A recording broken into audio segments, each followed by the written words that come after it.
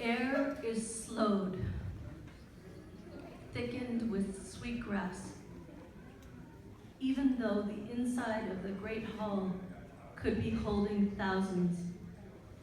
An intimate hush swaddles us, deepened every now and again by a lone dog barking.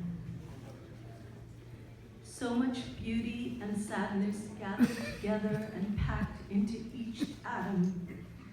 The mind floods and the heart opens, waking up consciousness.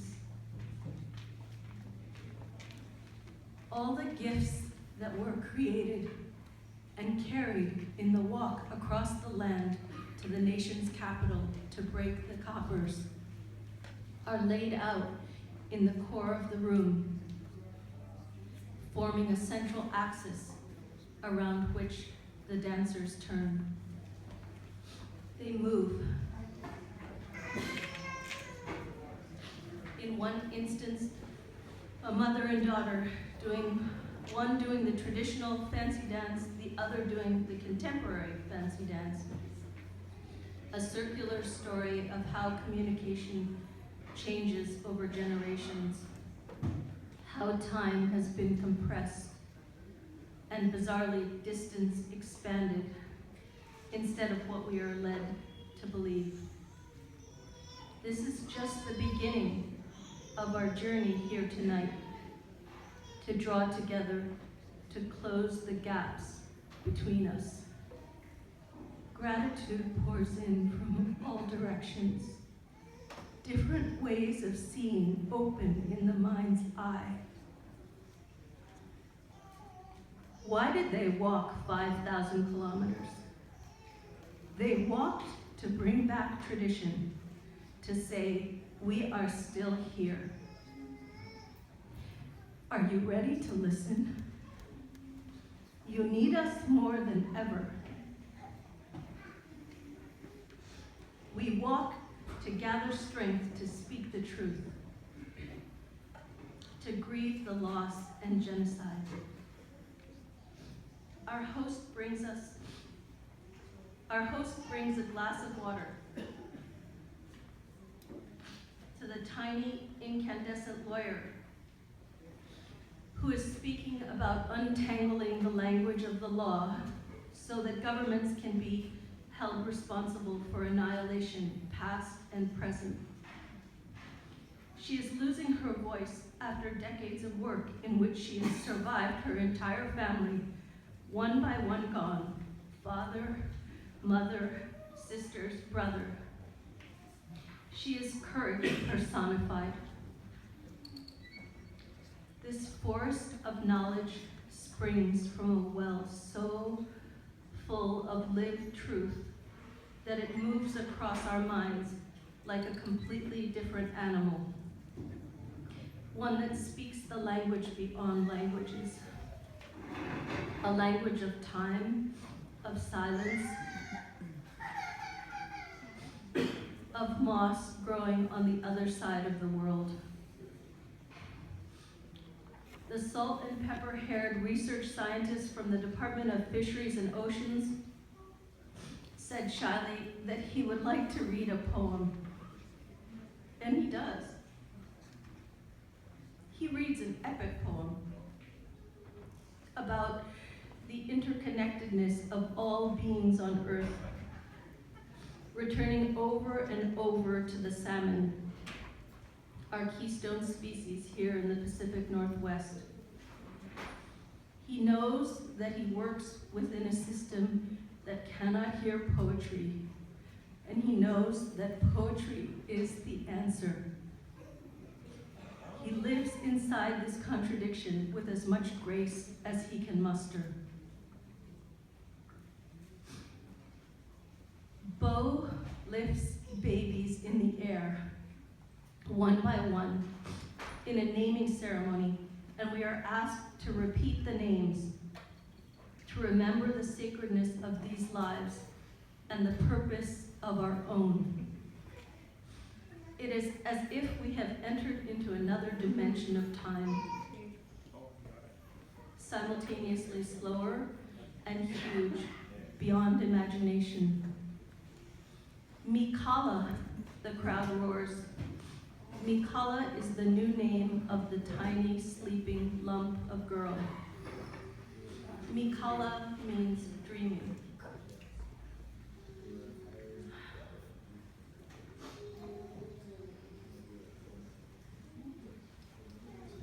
The white male gallery director in his bespoke suit, who is called to the mic with his PhD curatorial staff long after the camera teams have gone home, who gets it and says simply, Beau is now 3 years into what was a 6-month artist residency, and we are all so lucky for it.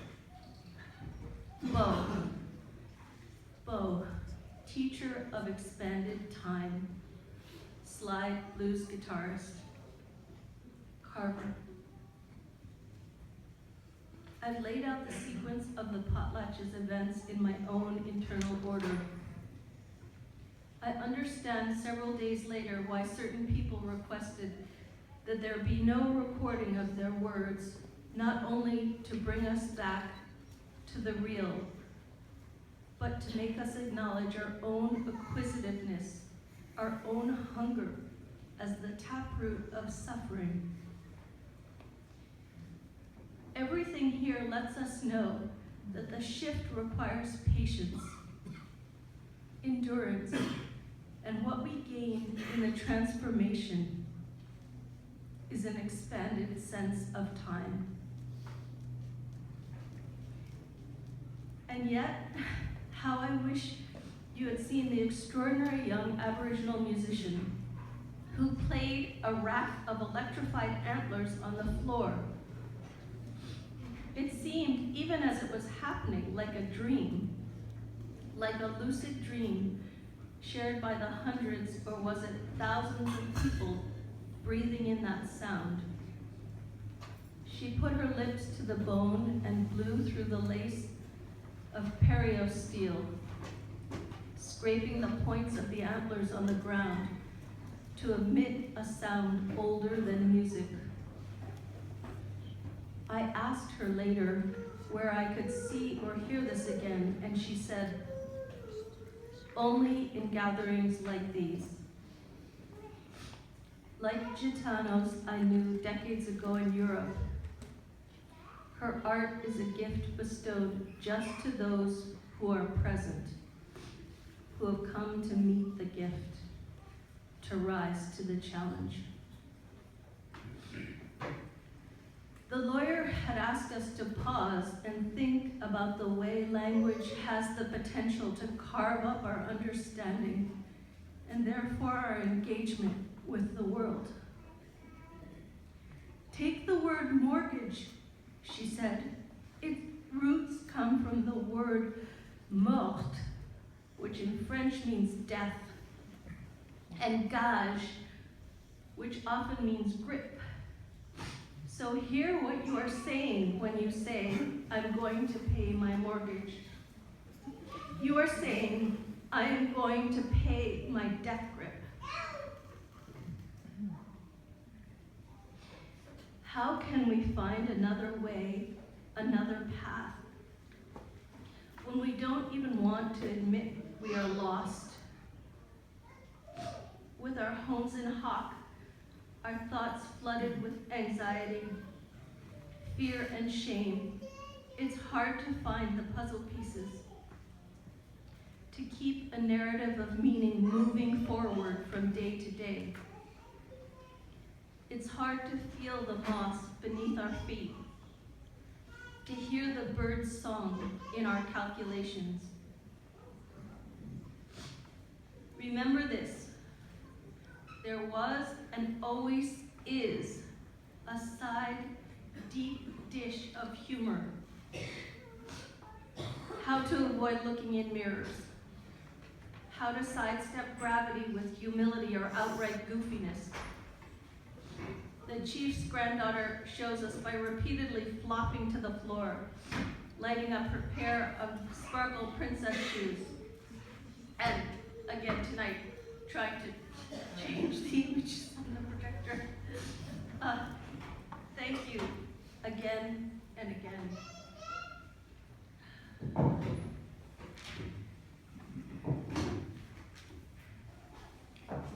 In the middle of it all, there's a fashion show with button gowns, stunning details, delicate veils of fabrics, furs, brocades, sumptuous regal vestments.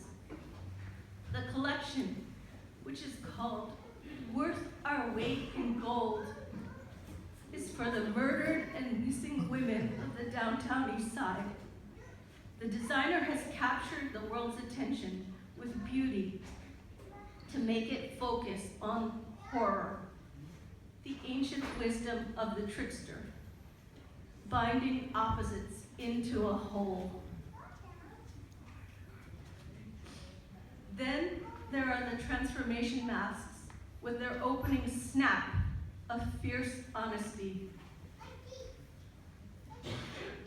recognition of the steep price of freedom. Turn away if you don't want to see them, if you don't want them to see your tears. Rest up and come back in a little while.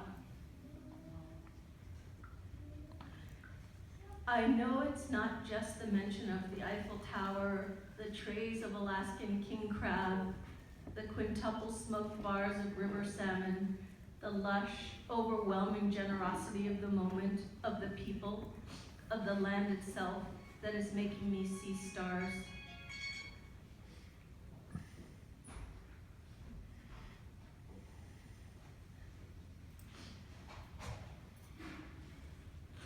It is the stepping outside of self into the web of community, into a sense of belonging. Come on up here. Come here. There's an addendum to the program, an unexpected moment when Manuel and his family are smudged, are given and become part of the dance in their honor, in honor of the fraternal twins, Sammy and Ida, his and Laura's children. The dance is about belonging, about coming from faraway Cuba, about the sharp exile of leaving culture and family behind. The twins are so young. Sammy especially is mortified with embarrassment, bumping into the slightly older native youth, who with his girl twin is just before him, guiding him in the circular pattern.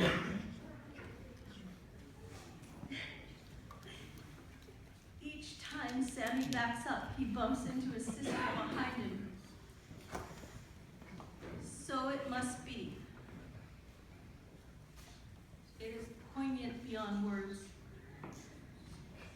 His mother's heart is the drum, knowing soon he will begin his own journey, a salmon crossing the Pacific to Kamchatka in the cold, unknown waters that hug Turtle Island.